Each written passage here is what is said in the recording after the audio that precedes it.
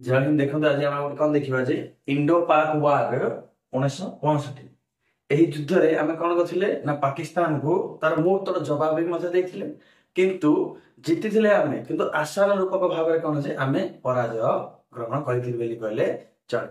ଆଉ ଏଇ ସମୟରେ ହିଁ ଆମେ କଣ କରିଥିଲେ ନା ଆମର ସବୁଠାରୁ ପ୍ରଧାନମନ୍ତ୍ରୀ ଲାଲ ବାହାଦୁର ଶାସ୍ତ୍ରୀ ମାନେ ପୁରାପୁରି ଆମର ଗୋଟେ ଭଲ ପ୍ରଧାନମନ୍ତ୍ରୀ ଅଟନ୍ତି, ତାଙ୍କୁ ଆମେ କଣ କରିଥିଲେ ନା ହରାଇଥିଲେ।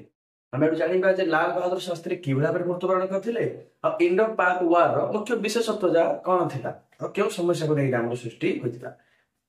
ଦେଖନ୍ତୁ ପ୍ରଥମେ ଆମେ ଜାଣିବା ଯେ ଇଣ୍ଡୋ ପାକ୍ ମାନେ ଆପଣ ଏତିକି ତ ଆପଣ ଜାଣି ଦେଇଥିବେ, କାହିଁକି ନା ଆମେ ପାକିସ୍ତାନ ଉପରେ କଣ ଯେ ବହୁତ ଭିଡିଓ ମାନେ ବନେଇଲେଣି ଯେ ଆପଣ ଏତିକି ଜାଣିପାରିଥିବେ ଯେ ପାକିସ୍ତାନ ଆମର କଣ ଯେ ଭାରତର କଣ ଯେ ନା ପଶ୍ଚିମରେ ହିଁ ମଧ୍ୟ ଅଛି ଆଉ ପୂର୍ବରେ ହିଁ ମଧ୍ୟ ଅଛି।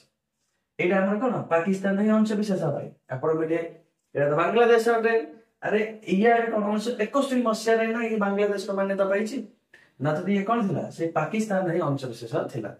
ମାନେ ଭାରତର ଦୁଇ ପଟୁ କଣ ଯେ ପାକିସ୍ତାନ ଥିଲା, ଯାହାକୁ ଆମେ ପଶ୍ଚିମରେ ଥିଲେ ପଶ୍ଚିମ ପାକିସ୍ତାନ ଆଉ ଉତ୍ତର ପୂର୍ବ କାହିଁ ପୂର୍ବ ପାକିସ୍ତାନ ଥିଲା। ମାନେ ଦି ଆଡୁ ଭାରତକୁ କଣ କରିବାର ଇଏ ବେଶୀ ଟର୍ଚର କରିବାର।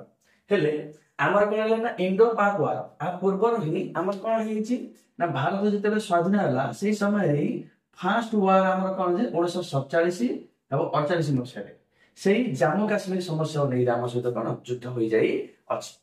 ସେକେଣ୍ଡ ଟାଇମ ପାଇଁ ବେଲି ଆମର କଣ ହେଲା ନା 1965 ମସିହାରେ ଆମର କଣ ହେଲା ନା ଯୁଦ୍ଧ ହେଲା। କେଉଁ ସମସ୍ୟାକୁ ନେଇ ଆମର ହେଲା ନା ଜାମ୍ମୁ କାଶ୍ମୀର ସମସ୍ୟାକୁ ନେଇ ହେଲା। ପାକିସ୍ତାନ ସବୁବେଳେ ଭାରତ ବିରୋଧୀ କାର୍ଯ୍ୟକ୍ରମରେ ଲିପ୍ତ ରହୁଛି, ଆତଙ୍କବାଦୀ ମାନଙ୍କୁ ଏଠି ପଠାଉଛି। ଗୋଟେ ହିଁ ସମସ୍ୟା ଅଟେ, ସେଟା ହେଲା ଜାମ୍ମୁ କାଶ୍ମୀର। କଣ କହୁଛି ନା ଜାମ୍ମୁ କାଶ୍ମୀର ମୋର ଏକ ଅଂଶ ବିଶେଷ ଅଟେ, କାହିଁକି ନା ମୁସଲମାନ ବହୁଳ ଅଞ୍ଚଳ ଯୋଉ ଯୋଡିଛି ସବୁ ଜାଗା କଣ ଯେ ମୋର ଆକା ଅଟେ। ଏଇଟା କିଏ ଦାବି କରିଥାଏ ନା ପାକିସ୍ତାନ ଏପରି ଭାବରେ ଦାବି କରିଥାଏ। ଆଉ କୋ କୋ ଅଞ୍ଚଳକୁ ଧରିକି ଭାରତ ମଧ୍ୟରେ ଆମର ଯୁଦ୍ଧ ହେଇଥିଲା, ଜାମ୍ମୁ କାଶ୍ମୀରରେ ଆମର ଯୁଦ୍ଧ ହେଇଥିଲା, ରାଜସ୍ଥାନ ଏରିଆ ଧରି ହେଇଥିଲା, ପଞ୍ଜାବ ଏରିଆ ଧରି ହେଇଥିଲା, ପଶ୍ଚିମବଙ୍ଗ ଏରିଆ ଆମର କରିଥିଲା। ମାନେ ଏହି ରାଜ୍ୟ ଗୁଡିକ ମୁଖ୍ୟତଃ କହିଥିଲେ ନା 1965 ମସିହାରେ ଯୋଉ ଯୁଦ୍ଧ ହେଇଥିଲା ତାହା ଦ୍ୱାରା ବିଶେଷ ଭାବେ ପ୍ରଭାବିତ ହୋଇଥିଲେ। ହେଲେ ଏଇ ସମୟ ବେଳକୁ ଆମର ଭାରତର ପ୍ରଧାନମନ୍ତ୍ରୀ କିଏ ଥିଲେ? ଭାରତର ପ୍ରଧାନମନ୍ତ୍ରୀ କିଏ ଥିଲେ? ଲାଲ ବାହାଦୁର ଶାସ୍ତ୍ରୀ। ଲାଲ ବାହାଦୁର ଶାସ୍ତ୍ରୀ ଶାସ୍ତ୍ରୀଜୀ ସେ 1964 ମସିହାରେ ଯେତେବେଳେ ଆମର କଣ ଜବାହରଲାଲ ନେହେରୁଙ୍କର ମୃତ୍ୟୁ ଘଟିଥିଲା 1964 ମସିହାରେ କଣ ହେଲେ ନା ପ୍ରଧାନମନ୍ତ୍ରୀ ଦାୟିତ୍ୱରେ ଗ୍ରହଣ କଲେ ଏବଂ 1966 ମସିହାରେ ତାଙ୍କର କଣ ହେଇଥିଲା ନା ମୃତ୍ୟୁବରଣ ହେଇଥିଲା। ମାନେ ପ୍ରଧାନମନ୍ତ୍ରୀ ସିଏ ମାତ୍ର ବଡରୁ ବଡ କଣ ଯେ 2 ବର୍ଷ ମାନେ 1.5 ବର୍ଷ ଖଣ୍ଡେ ସେ କଣ ପ୍ରଧାନମନ୍ତ୍ରୀ ଏଇଠି ଅଛନ୍ତି। ବର୍ତ୍ତମାନ ଆମେ ଜାଣିବା ଯେ ଯୁଦ୍ଧ କାହିଁକି ହେଲା। ଆମେ ଜାଣିଲେ ଯେ କାଶ୍ମୀର ସମସ୍ୟାକୁ ନେଇକିରି ହେଲା, କିନ୍ତୁ ଆପଣ ଜାଣନ୍ତୁ ଯେ ଏହା ପୂର୍ବରୁ ହିଁ ଆମେ କଣ କରିଥିଲେ ନା 1962 ମସିହାରେ ଆମର କଣ ହେଇଥିଲା ଇଣ୍ଡୋ ଚାଇନା ଯୁଦ୍ଧ ହେଇଥିଲା। କାହା ସହିତ ଯୁଦ୍ଧ ହେଇଥିଲା 1962 ମସିହାରେ ନା ଇଣ୍ଡିଆ ଏବଂ ଚାଇନା ମଧ୍ୟରେ କଣ ହେଇଥିଲା ନା ତିବ୍ବତ ସମସ୍ୟାକୁ ନେଇକି ଆମର ଯୁଦ୍ଧ ହେଇଥିଲା। ତିବ୍ବତ ଅଛି ଏଇଠି, ଏଟା ହେଲା କଣ ଯେ ଚାଇନା। ତିବ୍ବତ 1954 ରୁ 1959 ମସିହା ଭିତରେ ପୁରାପୁରି ତିବ୍ବତକୁ କଣ କଲା କବ୍ଜା କଲା, ଯାହାଫଳରେ ଏଠାକାର ଦଲାଇ ଲାମା ଭାରତକୁ କଣ ଶରଣ ମାଗିବା ପାଇଁ ଆସିଲେ। ଶରଣ ମାଗିବା ଫଳରେ ଆମର ଭାରତର ସଂସ୍କୃତି କଣ ହେ ନା ବସୁଧୈବ କୁଟୁମ୍ବକମ୍ ଅତିଥି ଦେବ ଭବ ଅଟେ। ମାନେ ଆମ ଘରକୁ କୁଣିଆ ଆସିଲେ ଶତ୍ରୁକୁ ହିଁ ମଧ୍ୟ ଆମେ କଣ କରିଥାନ୍ତି ଆଶ୍ରୟ ଦେଇଥାନ୍ତି। ତେଣୁକରି ଏଠାକାର ଦଲାଇ ଲାମାକୁ ଆମେ ଏଠାର ଆମର ହିମାଚଳ ପ୍ରଦେଶ ଅଛି ଧର୍ମଶାଳାରେ ଆମେ ତାକୁ କଣ କଲେ ନା ସହାୟତା ଦେଲେ, ଯାହାଫଳରେ ଚାଇନା କଣ କଲା ନା ଆମ ଉପରକୁ ଆଟାକ କଲା। ଯାହାଫଳରେ ଆମର କଣ ହେଇଥିଲା ନା ଇଣ୍ଡୋ ଚାଇନା ଯୁଦ୍ଧ ହେଇଥିଲା ଏବଂ ଏଠି ଜିତିଥିଲା କିଏ? ଜିତିଥିଲା କିଏ? ଚାଇନା। ଚାଇନା ଜିତି ଯାଇଥିଲା ଏବଂ ଭାରତ ପରାଜୟ ବରଣ କରିଥିଲା। ତା ପର ଦେଶ ମାନେ ଆମ ଜବାହରଲାଲ ନେହେରୁ କଣ ହେଇଥିଲେ ନା ଚାଇନାକୁ ସେ ନିଜର ଭଲ ସାଙ୍ଗ ବୋଲି ଭାବୁଥିଲେ, କିନ୍ତୁ ସେ ପଛରେ ଆସିକି ଏଠି କଣ ଛୁରା ଖେମ୍ବିବାରୁ ଜବାହରଲାଲ ନେହେରୁ ମର୍ମାହତ ହେଲେ ଏବଂ ସେଇ କଥା ଭାବି ସେ କଣ ହେଲେ ନା 1964 ମସିହାରେ ମୃତ୍ୟୁବରଣ କଲେ। ତାପରେ କଣ ହେଲା ନା ଆମର ଲାଲ ବାହାଦୁର ଶାସ୍ତ୍ରୀ ପ୍ରଧାନମନ୍ତ୍ରୀ ହୋଇଥିଲେ। ମାନେ ଇଣ୍ଡୋ ଚାଇନା ୱାରରେ ଭାରତ ଯେହେତୁ କଣ କରିଛି ନା ଶୋଚନୀୟ ପରାଜୟ ବରଣ କରିଛି ଏବଂ ଭାରତର ଅର୍ଥନୈତିକ ଅବସ୍ଥା ପୁରାପୁରି କମଜୋର ଅଛି। ଏ ପାକିସ୍ତାନ କଣ କହିଲା ନା ଏଇ ସମୟରେ ଯେତେବେଳେ ମୁଁ କଣ କରିଦେବି ଭାରତକୁ ଆଟାକ କରିଦେବି ସେତେବେଳେ ମୁଁ ଜିତିଯିବି। ଏବଂ ଯୋଉ 1947-48 ଯୋଉ କଣ ଜିତିଥିଲା କିଏ ଯେ ଭାରତ, ତାର ପ୍ରତିଶୋଧ ବି ମଧ୍ୟ ହେଲେ ମୁଁ ନେଇଯିବି। ଏପରି ଭାବରେ ଭାବି କଣ କଲା ନା କାଶ୍ମୀରର କେ ଗାଡି ସେ କାହା ଉପରକୁ ଆଟାକ କଲା ଭାରତ ଉପରକୁ ଆଟାକ, ଯାହାଫଳରେ ଏଇ ସମୟ ବେଳକୁ ପାକିସ୍ତାନକୁ ସହଯୋଗ ଦେଇଥିଲେ କିଏ ନା ଚାଇନା ସହଯୋଗ କରିଥିଲା। ମାନେ ଡାଇରେକ୍ଟଲି ସହଯୋଗ କରିନଥିଲେ କିନ୍ତୁ ଇନଡାଇରେକ୍ଟଲି ସହଯୋଗ କରିଥିଲେ। ଚାଇନା ବି ମଧ୍ୟ ସହଯୋଗ କରିଥିଲା, ୟୁଏସଏ ମଧ୍ୟ ସହଯୋଗ କରିଥିଲା।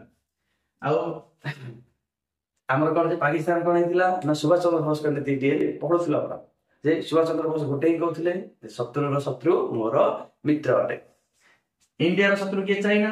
ବାସ୍। ଆଉ ଇଣ୍ଡିଆର ଶତ୍ରୁ ଆଉ ଗୋଟେ କିଏ ନା ପାକିସ୍ତାନ। ଏ ଦି ଜଣ କଣ ହେଲେ ସାଙ୍ଗ ହେଲେ, ଯାହାଫଳରେ ଆଉ ୟୁଏସଏ ତ କଣ ଯେ ବର୍ତ୍ତମାନ ସିନା ଭାରତକୁ ସମର୍ଥନ ଦଉଛି, କିନ୍ତୁ ସେଇ ସମୟ ବେଳକୁ କଣ ଯେ ଭାରତକୁ ସମର୍ଥନ ଦେବାର ନାହିଁ। ଯାହାଫଳରେ ପାକିସ୍ତାନ କଣ କଲା, ଭାରତ ଉପରକୁ ଆଟାକ କଲା ସମସ୍ୟାକୁ ନେଇକି, ଏବଂ ନିର୍ଦ୍ଧୁମ ପ୍ରାୟ ଏରିଆଟା ବିଭିନ୍ନ ପ୍ରକାର ଆଟାକ କରି କଣ କଲା, ଭାରତ ଉପରେ ପ୍ରତିହତ କରିବା ପାଇଁ ଚେଷ୍ଟା କରିଥିଲା। ଏବଂ ସେଇ ସମୟରେ ଆମର କଣ ହେଇଥିଲା ନା ଆମର ବି ମଧ୍ୟ ହେଲେ ଜବାହରଲାଲ ଆମର କଣ ଲାଲ ବାହାଦୁର ଶାସ୍ତ୍ରୀ କଣ କରିଥିଲେ, ଆର୍ମିକୁ ପୁରା ଫୁଲ୍ଲମ ଛୋଡ଼ି ଦେଇଥିଲେ ଯେ ଆପଣ ଯେଉଁ ପର୍ଯ୍ୟନ୍ତ ପାକିସ୍ତାନ ଧଜ୍ଜିଆ ଉଡେଇବା କଥା ସେ ପର୍ଯ୍ୟନ୍ତ କଣ ଧଜ୍ଜିଆ ଉଡେଇ ଉଡେଇ ଆପଣ ଚାଲନ୍ତୁ। ଯାହା ଫଳରେ ଭାରତର ଆର୍ମି ମାନେ ପାକିସ୍ତାନର ଲାହୋର ପର୍ଯ୍ୟନ୍ତ ଅଞ୍ଚଳକୁ ମାନେ ଏତିକ ପୁରାପୁରି ଅଞ୍ଚଳକୁ କଣ କରିଥିଲେ ନା ନିଜ ଅଧୀନକୁ ଧରି ପଳେଇ ଆସିଥିଲେ। ବୁଝିଲା ନାହିଁ, ମାନେ ଏତିକ ପୁରା ଅଞ୍ଚଳ ବର୍ତ୍ତମାନ କାହା ଥିଲା, ଏତିକ ତ କାହା ଥିଲା ନା ପିଓକେ। ଏଇଟା ଆମେ କଣ କହୁଛନ୍ତି ପିଓକେ। ପିଓକେ ତ ଆମର କାହାର କବ୍ଜାରେ ଥିଲା ନା ପାକିସ୍ତାନର କବ୍ଜାରେ ଅଛି। ବାକି ଆମେ ଏଇ ପୁରାପୁରି ଏରିଆଟାକୁ କଣ ନା ଆମେ ଲାହୋର ପର୍ଯ୍ୟନ୍ତ ପହଞ୍ଚି ଯାଇଥିଲେ। ଲାହୋର ପର୍ଯ୍ୟନ୍ତ ଜାଗାକୁ ଆମେ କଣ କରିଥିଲେ, ଅକ୍ତିଆର କରି ବସିଥିଲେ। କାରଣ ଆମେ ଛେଚୁଛନ୍ତି କିଛି ଅସୁବିଧା ନାହିଁ। ଆମର ଆର୍ମି ପୁରାପୁରି କଣ ଥିଲା ନା ପୁରାପୁରି ଫାର୍ଷ୍ଟ ଷ୍ଟେଜରେ କଣ ଥିଲା ନା ପୁରାପୁରି ଜୟ ଲାଭ କରି ଏଇ ସମୟ ବେଳକୁ ହିଁ ଆମର କଣ ନା ଯୁଦ୍ଧ ଚାଲୁଛି, ଯାହାଫଳରେ ଅଧିକାଂଶ ଆମ ଟଙ୍କା ପଇସା କୋଉଠି ଖର୍ଚ୍ଚ ହଉଛି, ଆମର ଯୁଦ୍ଧରେ ଖର୍ଚ୍ଚ ହଉଛି। ଏବଂ ସେଇ ସମୟ ବେଳକୁ ଆମେ ଆତ୍ମନିର୍ଭରଶୀଳ ବି ମଧ୍ୟ ଖାଦ୍ୟରେ ସେତେ ପରିମାଣର ହୋଇପାରି ନଥିଲେ।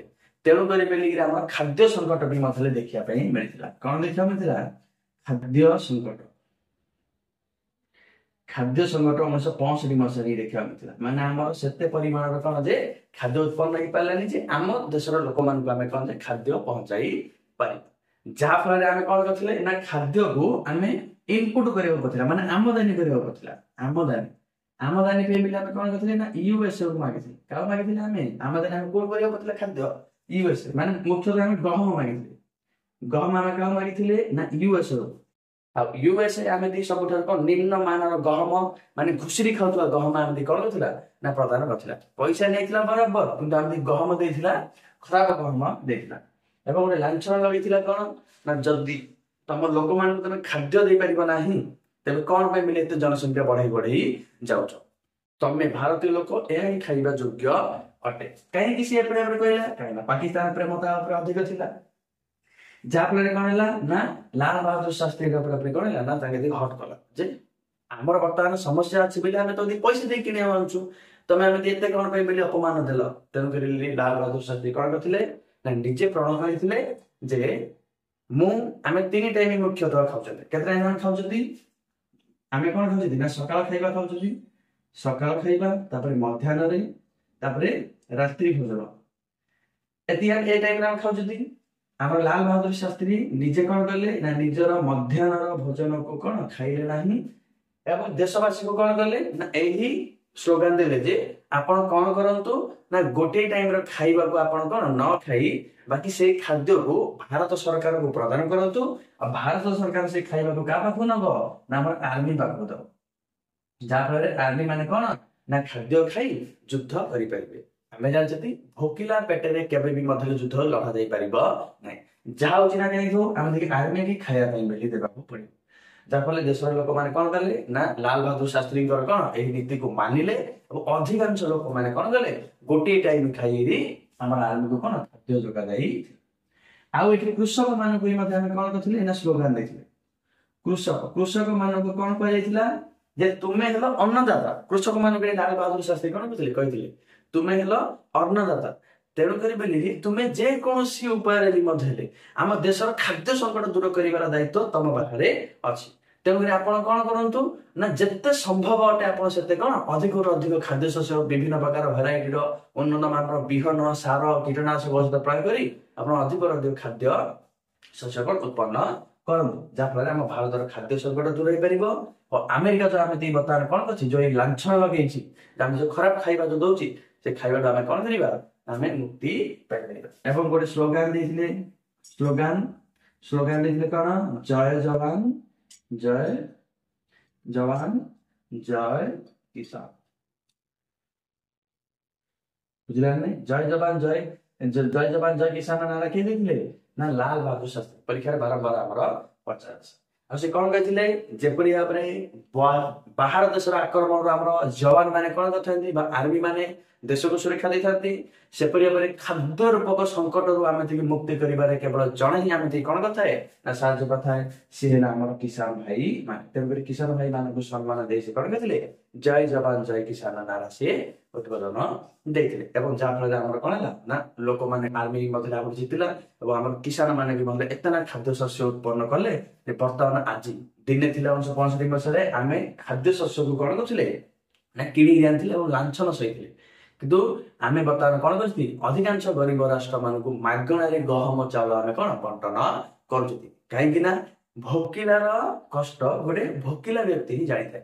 ଆମେ ଦିନେ ଭୋକିଲା ଥିଲେ ଆମେ କଷ୍ଟକୁ ଆମେ ଜାଣିଲେ ତେଣୁକରି ଆମେ ବର୍ତ୍ତମାନ କଣ କରୁଛନ୍ତି ନା ବିଶ୍ୱରେ ଥିବା ଦେଶ ମାନଙ୍କୁ ଯେପରି ଭୋକିଲାରେ କିଏ ନ ରହୁ ତେଣୁକରି ମାଗଣାରେ ଆମେ କଣ କରୁଛନ୍ତି ଖାଦ୍ୟ ପ୍ରଦାନ କରୁଛନ୍ତି। ତେଣୁକରି କୁହାଯାଉଛି କଣ ଯେ ଭଗବାନ ଯାହା କରନ୍ତି ପ୍ରାଣୀର ମଙ୍ଗଳ ପାଇଁ। ଭଗବାନଙ୍କ ଉପରେ କେବେ ମଧ୍ୟ ପ୍ରଶ୍ନବାଚକ ଚିହ୍ନ ଉଠେଇବ ନାହିଁ କାହିଁକି ନା ଯଦି ଭଗବାନ ଆପଣଙ୍କୁ ବର୍ତ୍ତମାନ କଷ୍ଟ ଦଉଛନ୍ତି ମାନେ ଏଇଟା ଆପଣ ଜାଣିଦିଅନ୍ତୁ ଯେ ଭଗବାନ ଆପଣଙ୍କ ଦ୍ଵାରା କିଛି ଭଲ କାମ କରିବା ପାଇଁ ଚାହୁଁଛନ୍ତି। ଯେପରି ଭାବରେ ଭାରତକୁ ଭଗବାନ 1965 ମସିହାରେ ଖାଦ୍ୟ ରୂପକ ସଙ୍କଟ ଦ୍ୱାରା ଆଉଟ ପାଉଟ କରାଇଥିଲେ ଏବଂ ଯାହା ଫଳରେ ଭାରତ ବୁଝିପାରିଲା ଯେ ହଁ ଭୋକର କଷ୍ଟ ଏପରି ଭାବରେ ଅଟେ। ଆଉ ବର୍ତ୍ତମାନ ପରିସ୍ଥିତି କଣ ଅଟେ ନା ଭାରତ ସେଇ ଖାଦ୍ୟର ସଙ୍କଟର ଯୋଉ ଭୋକର ପେଟର ଦାଉକୁ କଣ ସେ ଜାଣିପାରିଥିଲା ଏବଂ ବର୍ତ୍ତମାନ ଅଧିକ ଯେତେବେଳେ ତା ପାଖରେ କଣ ହେଲା ନା ସମୃଦ୍ଧଶାଳୀ ଆମେ ହେଲେ ଏବଂ ଅଧିକ ଖାଦ୍ୟଶସ୍ୟ ରହିଲା ତାପରେ ଆମେ କଣ କଲେ ବର୍ତ୍ତମାନ ବିଶ୍ୱର ପେଟକୁ ଆମେ ପୋଷୁଛନ୍ତି ମାନେ ଭଗବାନ ଆମେ ଦିନେ କଷ୍ଟ ଦେଲେ ଆଉ ସେ କଷ୍ଟ ଦ୍ୱାରା ଆମେ ବର୍ତ୍ତମାନ ସେ କଷ୍ଟକୁ ବୁଝି ଅନ୍ୟ ଲୋକମାନଙ୍କର ଖାଦ୍ୟର ଆବଶ୍ୟକତାକୁ ପୂରଣ କରୁଛନ୍ତି। ତେଣୁକରି ଭଗବାନ ଯାହା କରନ୍ତି ପ୍ରାଣୀର ମଙ୍ଗଳ ପରିସ୍ଥିତି ଆମର ହେଇଗଲା। ତାପରେ ଦେଖନ୍ତୁ ଯେ ଆମର କଣ ହେଲା ନା ଆମେ ଭାରତ କଣ ହେଲା ନା ଏହି ଯୁଦ୍ଧ ଜିତି ରହିଥିଲା କିନ୍ତୁ ଏଇ ସମୟ ବେଳକୁ ବିଶ୍ୱର ଅଧିକାଂଶ ଚାପ ଭାରତ ଉପରେ ପଡିଥିଲା। ଆମେରିକାର ଚାପ ଚାଇନାର ଚାପ ସେତେବେଳୁ ୟୁଏସଏସଆର ମାନେ ଯୋଉ ଆମର ବର୍ତ୍ତମାନ ରଷିଆ ନାହିଁ ସିଏ ବି ମଧ୍ୟ ଏମିତି ସେତେ ଖୋଲି ଆସିକି ଏମିତି କଣ ଯେ ସାହାଯ୍ୟ କରିପାରି ନଥିଲା ଯାହା ଫଳରେ ୟୁଏସଏସଆର ଏମିତି କଣ କରିଥିଲା ନା ମଧ୍ୟସ୍ଥତା କରିବା ପାଇଁ ବୋଲି ୟୁଏସଏସଆର ମଧ୍ୟସ୍ଥତା କରିବା ପାଇଁ ବୋଲି ସେ କଣ କରିଥିଲା ନା ଆମକୁ ତାର ନିଜର ଗୋଟେ ସ୍ଥାନ ତାଜାକିସ୍ତାନ ଉଜବେକିସ୍ତାନର ତାର ଗୋଟେ ଅଞ୍ଚଳ ଅଛି ଯୋଉଟା ଆମେ ହେଲା ତାସ୍କେଣ୍ଟ ନାମକ ଏକ ସହରକୁ କଣ କରିଥିଲା ନା ଭାରତକୁ କଣ କରିଥିଲା ଭାରତ ଏବଂ ପାକିସ୍ତାନକୁ କଣ କରିଥିଲା ଆମନ୍ତ୍ରିତ କରିଥିଲା। ଏଠି ଭାରତର ପ୍ରଧାନମନ୍ତ୍ରୀ ଲାଲ ବାହାଦୁର ଶାସ୍ତ୍ରୀ ଏବଂ ପାକିସ୍ତାନର ରାଷ୍ଟ୍ରପତି ଆୟୁବ ଖାନ ରାଷ୍ଟ୍ରପତି କିଏ ଥିଲେ ଆୟୁବ ଖାନ ଆଉ ଭାରତ ରାଷ୍ଟ୍ରପତି କିଏ ଥିଲେ ନା ଲାଲ ବାହାଦୁର ଶାସ୍ତ୍ରୀ କଣ କରିଥିଲେ ନା ଯୋଗ ଦେଇଥିଲେ ଏବଂ ଏଠି ଆମର କଣ ହେଇଥିଲା ନା ଶାନ୍ତି ପତ୍ରରେ ଚୁକ୍ତି ହେଇଥିଲା ଦୁଇ ଦେଶ ମଧ୍ୟରେ ଯାହାକୁ ଆମେ କଣ କହିଲେ କେବେ ହେଇଥିଲା ଏଇଟା ନା 1966 ମସିହାରେ ତାସ୍କେଣ୍ଟ ଚୁକ୍ତି ଯାହାକୁ ଆମେ କଣ କହିଲେ ନା ତାସ୍କେଣ୍ଟ ଚୁକ୍ତି ବୋଲି କହିଲେ। ତାସ୍କେଣ୍ଟ ଚୁକ୍ତି କେବେ ହେଇଥିଲା ନା 1966 ମସିହାରେ ହେଇଥିଲା। କୋଉଠି ହେଇଥିଲା ନା ତାଜିକିସ୍ତାନ ହେଇଥିଲା। ତାଜିକିସ୍ତାନ କାହାର ସେତେବେଳେ ଅଂଶ ବିଶେଷ ଥିଲା ୟୁଏସଏସଆର ଥିଲା। ବର୍ତ୍ତମାନ ତାଜିକିସ୍ତାନ କେଉଁ ଦେଶର ଅଂଶ ବିଶେଷ ଅଟେ ଉଜବେକିସ୍ତାନ କୋଉଟା ଅଟେ ଉଜବେକିସ୍ତାନର